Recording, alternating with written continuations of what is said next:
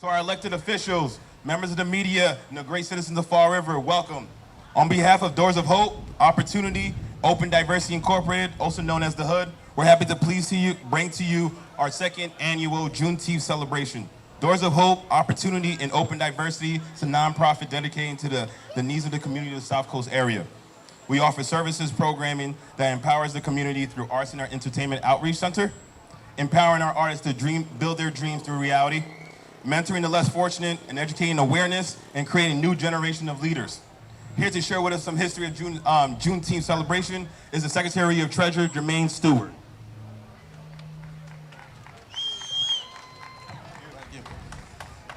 Hey everybody, glad to see so many faces out here. I'm happy to have such a great turnout. My name is Jermaine Stewart, and like you said, I'm the Secretary for the Hood. Again, Doors of Hope and Opportunity and Open Diversity Incorporated. Now, this is our opportunity here to join this second annual Juneteenth celebration, and we're glad that we're able to have such a response. So give a round of applause for all of you guys who have come out. We're really grateful to have you guys here. Now, many of us are just finding out or learning about Juneteenth, but let me just delve in a little bit and talk a little bit about Juneteenth for those who want a perspective on what it is.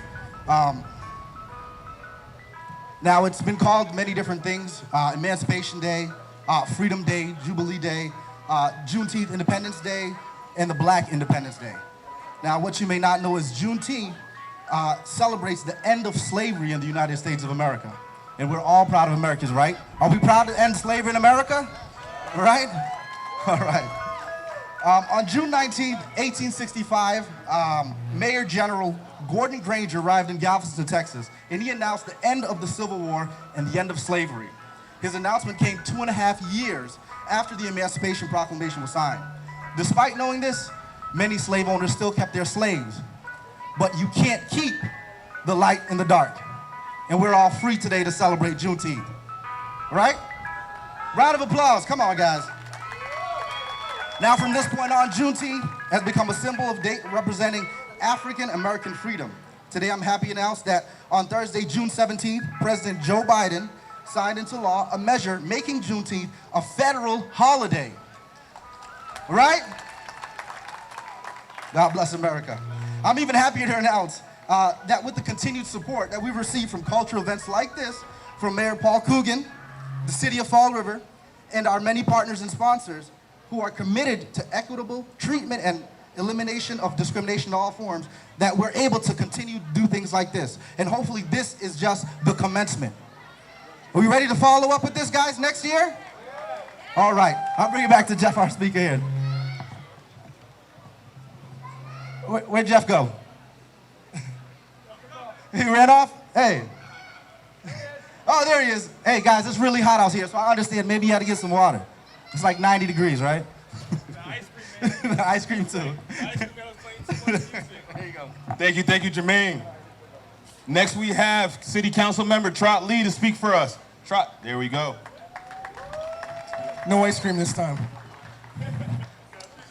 I told people today that Juneteenth is not a political speech day. It's not about being political. Today's about being real. This should be the realest of all the days we have off from work or anything like that at all. So first of all, I want to thank everybody for having me here today. Asia, Grace, Bobby Bailey, thank you. Thank you, Kobe Thames. And of course, where's she at? Miss Powell? And the Corky Road Neighborhood Association. Thank you very much for having me on here. The understanding, I put this together, so just don't mind when I put my head down and read this off, but the understanding of Juneteenth, it's actually been an adjustment for some. For some, it's opposition. There's people that are in opposition of Juneteenth, trying to compare it to saying that the 4th of July is the real day of freedom and Juneteenth is to be talked down, but that's not the truth. The truth is, on the 4th of July, 1776, America declared itself free of England, but they still had slaves. How can you have a concept of liberty and freedom if you still have people in bondage at the same time you're signing that Constitution? They had to make an amendment to that Constitution in order to really be free. So in June 19th, 1865, nearly 100 years later, is when the country could really have a concept of what is free and what is liberty. And even then, as it was said before by Mr. Nelson, they still own their slaves afterwards. There was still a road to travel, and we didn't really get there until years and years later. So this is not, in my opinion, a celebration. This is an acknowledgement of freedom. This is an acknowledgement of liberty. And this is a real day that America actually was free. But for black people at that time, they weren't free. They didn't consider this a celebration. They were looking at the prospect of being treated as equal as humans. That's what they were looking at that point in time, in 1865. They were looking at no longer possibly being hung, no longer possibly being burned alive for learning how to read, for looking at somebody in the eye and saying hello that wasn't their color. That's what they were getting hung for. That's how they were being treated. That's what we were emancipating ourselves from. We have great music today. We're making this a party today in 2021, as we should. But in 1865, it was not a party. It was about freedom.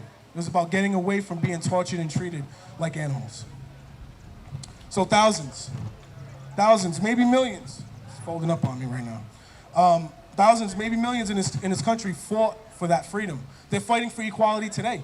There's places around this country that they're fighting for the right to vote still. So we have to look in the mirror.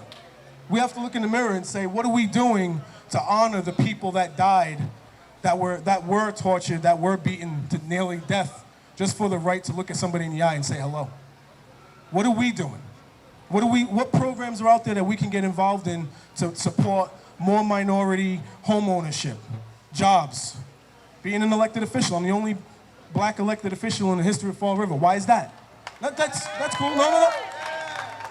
But why is that? Why in 2019 did that happen? It should have happened a long time ago. There needs to be more involvement. You can't just look at the white people and say that they're holding me back. You got to get involved too. You got to go out there and get involved. You got to go and get your master's degree. You got to go out there and get there's nothing stopping you from doing that. Go out there and do it. Get it done. I got some more. A month before Juneteenth, a month before it. So we're in June 1865. A month before that, Frederick Douglass said, slavery is not abolished until the black man has the ballot. Should have said black people. But he said black man has the ballot.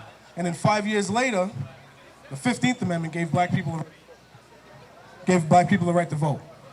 Are we using that right? How many are registered to vote right now? We need more. We need more hands in that. That's the truth. Again, we're talking about people who sacrificed their lives for the freedom to vote, to be a part of this government, so that way you can be a part of the decision-making that goes around you. So really, what we need to do is we need to honor those people. We need to honor that time. Juneteenth needs to be a remembrance of what our rights really are. So get involved. Run for office. I'm offering my time, my experience, my education. I offer it to anyone out there in our neighborhood that wants to be a part of this. And I know that there's some other things. There's Jeff behind me, who's part of a program that'll help people with credit, that'll help people with home ownership. These are the things that we have to do in order to really, truly honor Juneteenth. So thank you for having me. God bless. Thank you very much. Thank you, Trot Lee, for your passionate speech.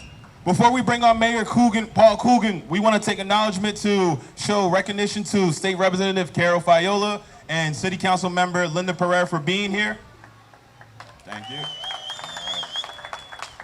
Now, Mayor Coogan will come in and speak about the proclamation.